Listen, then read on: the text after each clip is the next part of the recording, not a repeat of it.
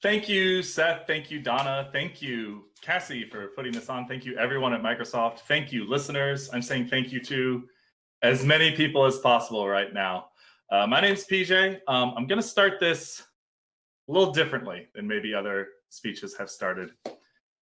So I want you to imagine that you're walking through a forest. You haven't walked through this particular trail in this forest before, but you've shown up, you're right at the trailhead, and it's a beautiful day. The sun is like dappling through, the light is playing off of the leaves, and you just feel surrounded by the beauty of nature.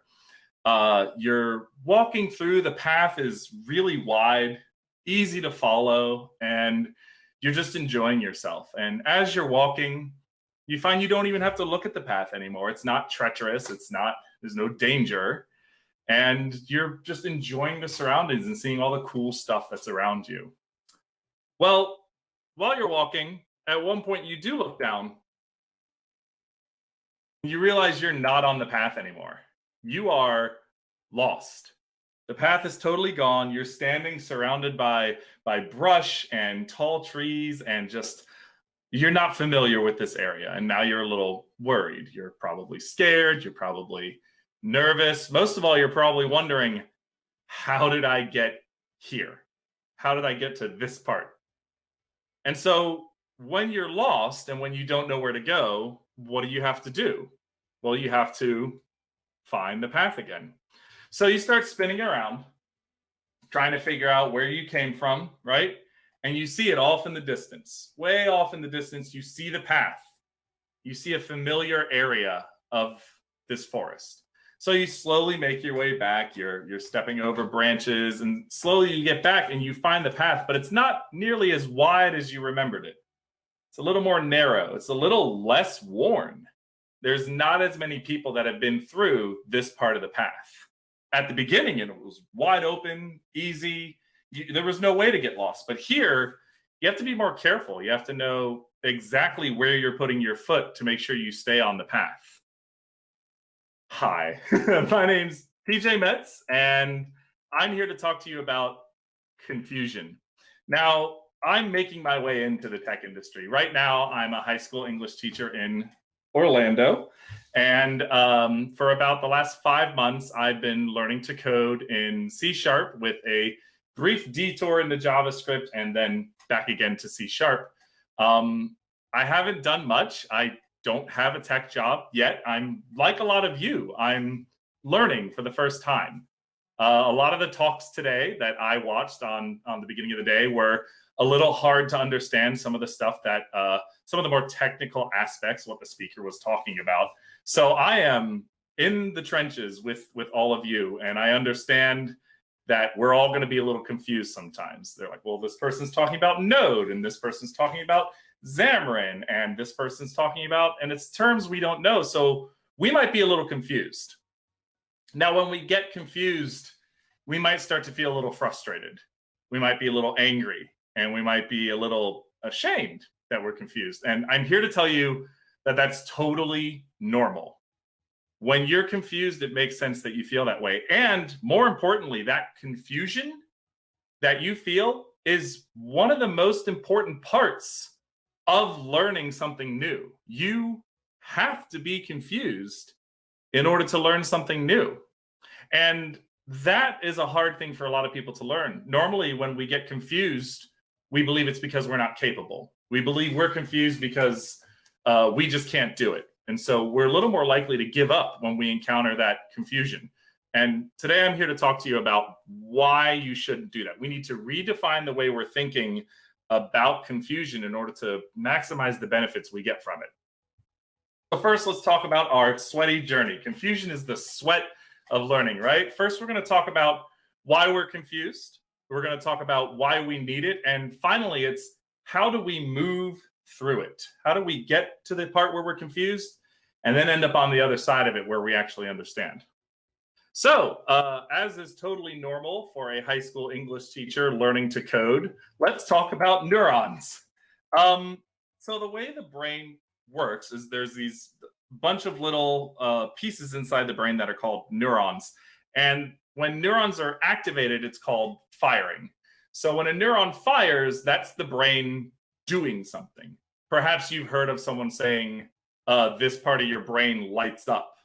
That's the neurons activating. So when neurons activate, that's your brain thinking or processing or being used in some way. So what researchers and what I understand from reading the literature on it, when neurons fire together, that means they're related, and that means that they're connected in some way. So the part of your brain that deals with math lights up, and the part of your brain that deals with the good feelings lights up. When you feel math, you get the good chemicals and you feel good. When these neurons fire together, that's the process of learning, because oftentimes they fire differently, right? They're doing their own thing. But when you're learning a new concept, it's about making them fire together. So this is actually why analogies work so well. An analogy is taking something unfamiliar and putting it in familiar terms. This is why people use analogies so often when teaching, because you're trying to get the part of the brain that understands an idea or concept and apply a new concept to that. So the title of this talk comes from our article called "Telling You the Answer Isn't the Answer," and it's by a man named Rhett Allain. And it was in Wired magazine way back in 2013. At the time, I was teaching at a public high school in Melbourne, Florida, in the United States. And I taught a wide variety of classes, a class of kids that were trying to learn just note-taking skills and organizational skills. I taught regular English. I taught a mass media course about analyzing movies and film and music. And as soon as I read this article, I immediately took that tagline, "Confusion is the sweat of learning," and I put it up on the board for every class. Here's the concept. When you are working out, physically working out, or going for a run, or riding a bike, or playing volleyball, or throwing a frisbee for an extended period of time, if you're doing this outside, you kind of expect to get sweaty. You would never be lifting weights or running on a treadmill or riding a bike and go, "Wait, what's happening? I should stop. I'm getting wet." No, we expect it. This analogy says that when you're learning something new, confusion is to be expected. Confusion doesn't mean stop. Confusion doesn't mean you're not cut out for it. If you were running and going for a jog and you started to sweat and you go, "Well, I guess this just means I shouldn't jog." That's not how it works. You know you're going to get sweaty. Well, for learning, start knowing that you're going to get confused. In fact, with working out and sweating, I actually tend to measure how hard I work with how sweaty I get. So if I go and do a workout and I come out totally drenched, I'm like, that was a good workout. But if I don't sweat at all, I feel like I didn't really do much. The same is true for learning. If you automatically get the concept, it's likely you already knew it. You need to challenge yourself. In the vein of, I know I'm going to get very sweaty when working out. This is the type of shirt I need. When you sweat, the message "you can go home now" appears. So I'll know I've worked out enough when I can read that, and then I can finally go home and drink a big glass of water. So you know the workout's going to be hard. You know it's going to be difficult, but we still have these negative feelings associated with confusion, and a lot of that is because of school. School is really the first place we encounter totally new and different concepts. And the way that school is designed, especially here in the United States, it doesn't value confusion. It doesn't value question asking. It doesn't value not knowing the answer. Oftentimes in school, all that matters is getting the answer, right? So a lot of ways that a lot of classrooms work is the teacher has the information. They stand at the front, they say, "I know the answers." And the students go, "That's right, you know the answers." The teacher gives the students the answers. "Here's what you need to know."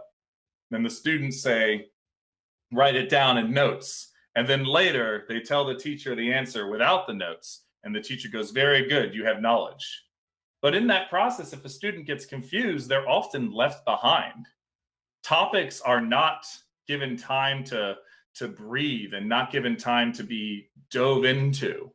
Topics often just move real fast. And so we don't value that confusion.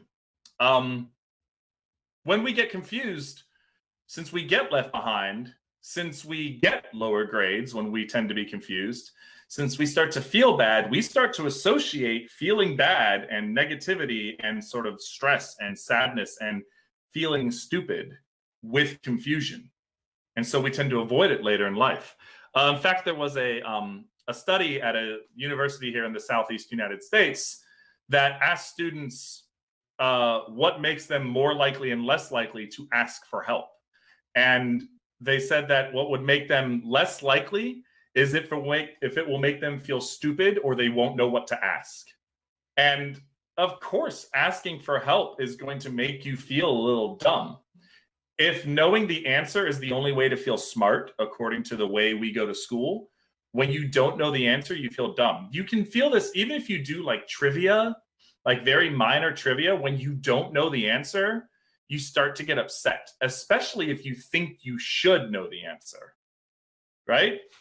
So there's a lot of negativity and shame associated with being confused. And so much of that stems from school. So the first step really is overcoming the bad feelings and understanding that when you're confused, that's fine. It's totally normal, right? You're going to be confused. I'm confused all the time. I'm confused right now. I hope that everyone's hearing me, right? Like that's how I'm confused right now, but I got to keep going. So that's why we're confused. Let's talk about why we need it. Malcolm Gladwell, who's just a great author right now, he has some good podcasts. He wrote a book called Outliers, The Story of Success, and it's about what makes people successful. And one of the things he talks about is anyone can become an expert in any field or skill with 10,000 hours of work on that skill or in that field. Now, 10,000 hours is a lot of time. That's about 12 to 15 years of working full time in order to become good at something. Now, this is true for music. This is true for sports. This is true for any skill in life. If you put 10,000 hours in, you're an expert. Now, this is not 10,000 hours of understanding the concepts that apply to the skill. It's 10,000 hours of work.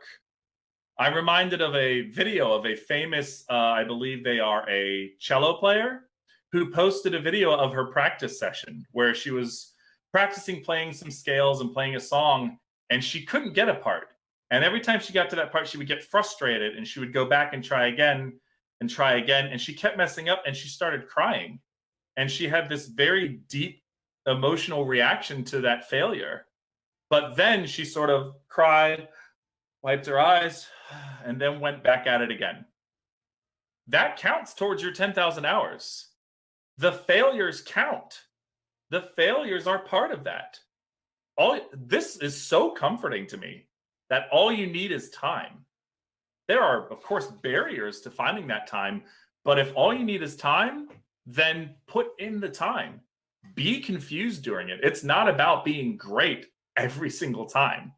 Anyone who's good at anything will tell you they are terrible at some point in the process. So it's important to recognize that. I am, like I said before, I'm constantly confused, and you can actually watch this confusion live on Twitch on Sunday mornings at 11 Eastern Standard Time. That's me. I had a phase during quarantine where I thought a mustache was going to be an awesome idea, and my wife did not agree. And now that I look back on that picture, I think she may have been right. But if anyone thinks I'm actually looking good with a mustache, go ahead and let me know in the chat, and maybe I'll grow it out again. So here I am being confused on Twitch. This is actually some JavaScript, and there's a couple streams where I was so frustrated. And I only have sometimes one person watching my stream or 4 people watching my stream. But once in a while, some developers have come in and they've watched, and they're very smart about the way they help. I might be stuck on something. I'll be constantly getting errors. I'll be constantly messing up and not knowing where to go to fix things. And the developers, instead of saying, hey, you forgot to declare the variable correctly in this line, or hey, your logic is messed up on this line, they go, well, what do you think is going wrong? They ask me questions. what's that error really say? Have you Googled that error? What line is it pointing to? Is that line wrong, or is there a reference to that line that's wrong? And they ask me questions and guide me to the answer, and I find it myself. And this is important because I'm building a path in my brain of neurons. That path is going to help the neurons fire at the same time. And it is a physical process. The neurons move, these arms that they have move and shift and change to reach other spaces. So you need to create that path from neuron to neuron yourself. Because if they just tell me the answer, you forgot a semicolon on line 13, then I don't learn and move my neurons into position to figure things out myself. That path makes learning easier. The first time you shift those neurons into place, it's really difficult. The next time, you've already got a path there that makes future learning easier. This is why if you talk to all these developers that have been talking all day today, they find it easier to go and learn a second, third, fourth programming language. They put in the time with their first language to learn the things that help them understand. Once they have that understanding, it's about applying that understanding to something new. This is why if you're bilingual, you can actually learn another language more easily than someone trying to learn a second language, right? Someone who speaks Spanish and English would learn French more easily than someone who only speaks English or only speaks Spanish trying to learn French. Your brain has already adjusted. So it's totally okay to be frustrated. It's normal. It's important even. That's your brain shifting and changing. That's the work, right? Doing bicep curls is hard, but it makes the muscle stronger. Being confused is hard, but it makes your brain stronger. So you can start out like this person and you can do, why isn't this working? I literally copy pasted the code. How could it be broken? And then you go, okay. I get it. And that feeling, oh my gosh, that feeling of finally getting it, and especially when you get it on your own, it is euphoric. A few developers today have talked about how good it feels when something goes right. I think that like Seth and Donna were talking about it earlier this afternoon. There's some days where you want to be under a rock and collect moss for a living. And there's other days where you're like, I'm literally the best developer in this office. Where's my $1 billion? Give me more stock. Come on, this is, be serious. I'm the best here. And then 2 hours later, you're like, nope, I was wrong. I need to increase my moss collection. They're going to fire me tomorrow. Everyone is feeling that same imposter syndrome. Everyone is worried that they're not good enough because your brain's a little confused. So knowing this ahead of time makes it easier to deal with. This is a post from the Sassy Scientist on Instagram. I really recommend you follow. This growth chart is true not just for learning, but for mental health, for physical, like if you have a physical disability or you have an accident and it reduces your mobility, that physical, what's the word? Like the physical training that you have to go through to get that back. It's hard. All of this is hard. And that first success is, I got this. And then a failure. Oh, I don't got this. And then you figure it out. And then look at that huge drop. That huge drop feels terrible. And it hurts. And you need to know that it might hurt a little. But knowing it ahead of time and knowing that you're going to get better if you keep going will help you get out of that. I need you to notice that the what's the point down here, as I point to my screen that you guys can't see, the what's the point, that's higher than where you started at the very, very beginning. You're still moving up. And by the end, you're going to be higher. It's got ups and downs. There's successes and failures. But knowing that your confusion is a normal part of it and that everyone has been confused. Bill Gates has been confused, right? Every developer that's presented today and is going to present tomorrow has been confused and come up on something that they just didn't know what to do. It's about leveraging that and making it work for you. So how do we move through it? Well, what's the last thing that you do understand? Right? If you're using GitHub, like they talked about earlier, and something breaks, you go, well, that's bad. And you just go back to what worked before. Or, like Donna said, go back to where there were less errors, right? It's normal. Just go back. It's not backtracking. It's looking for where things went the wrong way. And that's normal and that's good. It's good practice. I think several people have talked about rubber ducking today. Explain it to someone, explain it to the rubber duck, explain it to yourself. Teach yourself. The best way to learn is to teach. So if you start teaching yourself or teaching a friend what's going on, you might find where you got confused. And this isn't just advice for right now. We're all going to be confused right now. When I got to methods in C#, I think it took me weeks to finally understand it. And by weeks, I mean I just figured it out last month. When my friend said, so let's try and write a method. And I did it. And I went, oh, it worked. And he was like, yeah, dude, it's okay. And like, he was like, that's cool that you understand it, but it's also a very basic thing. But I was celebrating, I was into it. But this isn't just advice for now. Throughout your career, you will hit confusion. And it's going to feel the same almost every time. So when you get to that part that's confusing, say, well, what worked last? And go back to it. Next is to understand that confusion is negative. Don't avoid it just because it's negative. We have a tendency that I've seen in a lot of my friends and a lot of people in a lot of society to try and say, well, that's a negative feeling. Let's push that away and let's just feel good. Overcoming negative emotions is not about getting rid of negative emotions. It's about processing them correctly and giving them time to be felt, and knowing that at the end of it, there will be better feelings. It's hard when you're in the middle of being upset or sad or confused to see the light at the end of the tunnel, but you have to remind yourself, this isn't permanent. I'm not going to be confused forever. So it's about understanding it's negative, it's bad, but don't let anyone tell you, hey, don't feel bad. Say, no, I'm going to feel bad, but I'm going to feel better later. If you just put aside the feeling bad, it's still there. It just sits around and it can grow. But if you deal with it, it dissipates naturally and you let yourself experience those emotions. Last thing is building resilience. Resilience is the only thing that defines success. Resilience leads to 10,000 hours. If you put in 1,000 hours and stop, of course it didn't work out. You stopped. If you keep going, that's where you find success.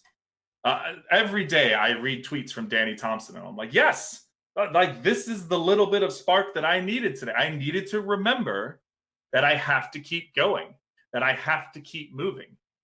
Even if the progress isn't going all the way up, even if there's a dip, even if there's a part where I fail, I just have to get up, dust myself off, and take another step. Go back to the code. Go back to the basics. Take a break and come back. I spent a lot of time thinking that I wasn't capable of doing any of this. Throughout college and high school, I thought I wasn't going to be able to be a developer. I just always thought that's for math brains. I thought math brains was a thing. And I have friends that are engineers, that are developers. I have friends that are senior developers. I have friends that are working in computers. And I was just always like, yeah, because they get it and they're good at it. And that's unfair to them and unfair to me. It's unfair to them to write off their success as, oh, they're naturally good. They worked hard. It's unfair to me because I'm setting myself up for failure before I even start. I believed all the way until May of this year that I couldn't be good at coding. I just believed that it took a natural ability. And I learned that it's not. I made this website. I used ASP.NET Core and I made a website. I just added a database to it with the help of a friend. It works. It took a lot of hours and a lot of not knowing what was happening, but it works.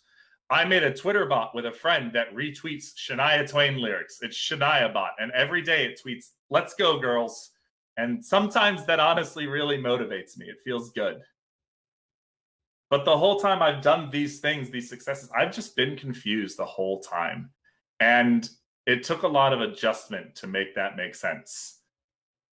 And I'm very happy that I kept going, because for a lot of my life, I really convinced myself that I just couldn't. And whenever I got confused, I quit. And I regret not getting into this sooner and giving up on myself as many times as I did. But it doesn't matter how many times you fail.